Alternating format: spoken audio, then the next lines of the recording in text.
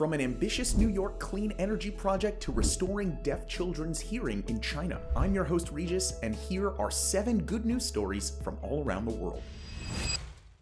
And first up is how New York is accelerating the transition to green energy. A groundbreaking announcement from New York has committed to 25 new renewable projects. When finished, they'll generate enough energy to power 12% of New York, or around 2.6 million homes. The project is a response to the glowing climate crisis. Studies estimate that the only way to avoid the most catastrophic effects of climate change is to dramatically reduce greenhouse gas emissions. The target is achieving net zero by 2050. A big part of that will be the switch to green renewable energy sources, which grew worldwide by almost 10% last year alone. That's why New York's announcement is so important. The state of New York is currently at the forefront of the fight against climate change. It expects to spend around $48 billion over the next 2 decades in the transition to renewable energy. This announcement comes as a result of legislation that mandates all power from the New York Power Authority, or the NYPA, to come from clean energy by 2030. The NYPA is the biggest of its kind in the entire country and supplies low-cost energy to businesses, government buildings, and vulnerable communities. For now, 80% of its electricity is generated through hydropower, along with 6 natural gas-fired plants. New York's most recent plan will eliminate all these gas plants and replace them with fully renewable energy sources, proving to the rest of the country how to move forward with less CO2 emissions. Our next story comes from the other side of the United States, where locals will be happy to hear how quickly a California forest is regrowing after a wildfire. Tragically, there are thousands of wildfires in California every year. In 2020, a total of more than 4.3 million acres were affected. For perspective, that's more than the entire land area of the Bahamas. This was the highest in a year in more than 2 centuries. Before Europeans arrived in California, between 4.5% and 12% of California caught fire each year, either through natural or controlled burning. Native Americans would regularly burn areas to clear dead undergrowth, sick trees, and pests. That seems counterintuitive at first, but over time, these things cause bigger, more destructive fires in the long term. That all ended when Spanish and United States governments banned all burning. There was more undergrowth, and forests became denser, meaning that fires burned at higher temperatures and became more difficult to control. This was why the Lassen Volcanic National Park didn't stand a chance against the Dixie Fire in August 2021. It was the second largest wildfire in recorded history and destroyed around 70% of the entire area. In total, almost 1 million acres were burned. Firefighters were able to protect key facilities and nearby towns. However, a dead and charred landscape was left in its wake. But incredibly, just over 2 years later, the national park has begun to show signs of recovery. The forest is now inhabited by beetles, insects, and mushrooms, giving a food source to many of the local animals. In fact, some species of trees are only able to spread their seeds through fires. So in the long run, it might have been a blessing in disguise. Once again, nature is rebuilding, and the result might even be more beautiful than before.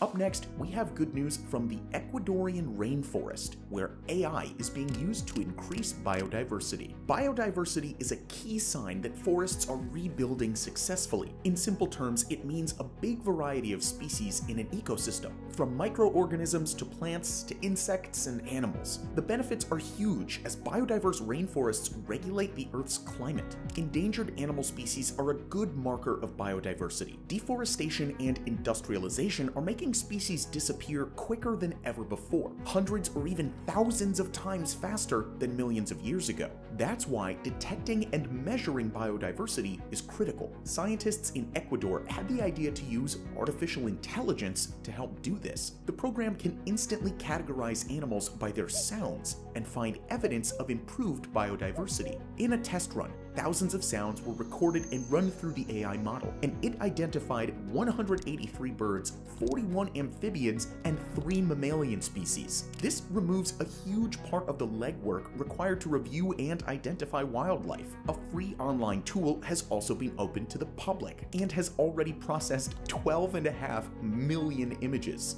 One of the possible uses for the model is to manage biodiversity credits. These would tax companies or governments based on how damaging their impact is on local ecosystems.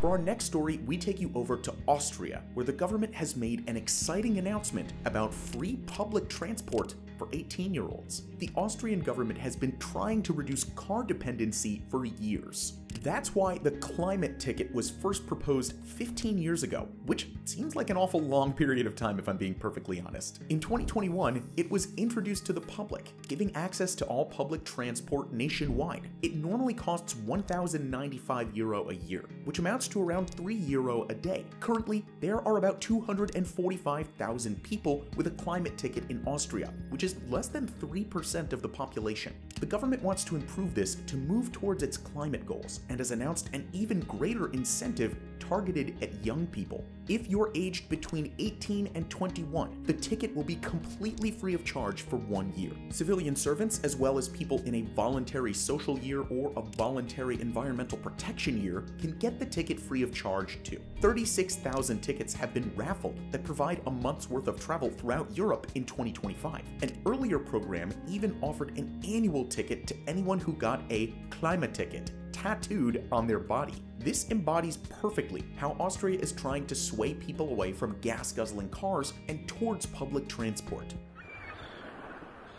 Next up, a tiny Caribbean island was able to transform itself in just 7 years. After launching a program in 2016, 2 environmental NGOs in cooperation with the Antigua and Barbuda government saw the tiny island of Redonda completely transformed. Antigua and Barbuda faces some of the biggest impacts of climate change, like rising sea levels and ocean warming, making the situation urgent. The government has been pushing for laws on carbon emissions to be applied in the same way laws for ocean pollution are. And it's not all just talk either. Apart from lobbying for global action, Antigua and Barbuda is taking steps to protect its territory, especially on the tiny island of Redonda. The Redonda Ecosystem Reserve covers around 30,000 hectares, which is nearly the same size as New York City's Central Park, and is a vital part of the local environment. In recent decades, though, the island has been infested with rats and goats, which destroyed local wildlife. The project started in 2016 to relocate or remove the pests. In the space of less than 8 years, it's paid off immensely. The island has transformed from a wild rock face to healthy green grass. Reforestation, increased biosecurity measures, and continued monitoring by scientists have ensured a speedy recovery. A diverse range of animals have already returned, including 15 separate species of birds. Antigua and Barbuda is now leading the way in the fight against climate change. The small island state has already achieved its 30 by 30 targets, which aims to protect 30% of each country's land by 2030. Over 100 countries have signed up to meet the goal, but currently, only 15% of land and fresh water is protected worldwide. The ambitious goal to double this within the next decade means following the example of governments like Antigua and Barbuda. Now we shift our focus to a group of students who took it upon themselves to move towards a greener future by creating a solar-powered SUV. The car has already been driven all through Morocco for testing. It absorbs sunlight through solar cells and transforms it into an electrical charge while it drives. The prototype, nicknamed the Stella Terra,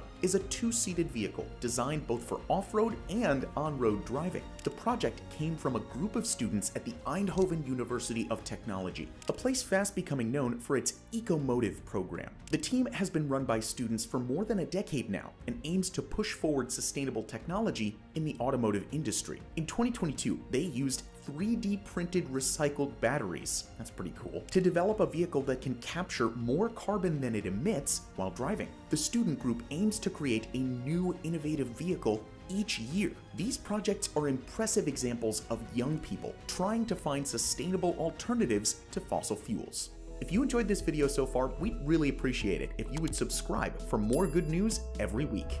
For our final story, we dive into the medical world, where scientists have made a breakthrough by using gene therapy to cure the hearing of deaf children. A handful of deaf children in China have had their lives transformed by an experimental treatment. Researchers used gene therapy, where replacement DNA is inserted into the ear through a virus. The cells actually contain a virus with a new genetic code that can detect vibrations, just like inner ear hairs. So incredibly, these cells can also pass the sound onto the brain. So basically, they successfully restored these children's hearing by repairing their DNA. Development is in the very early stages, but there have already been dramatic results. These children have never been able to hear anything before. After therapy, they were able to hear speech almost normally. This could replace cochlear implants, which are electronic devices used to improve normal ear functioning. The problem with these implants is that they don't completely restore hearing. A video of the results shows a 6-year-old conversing with her mother, even with her cochlear implant removed. 让他听啊，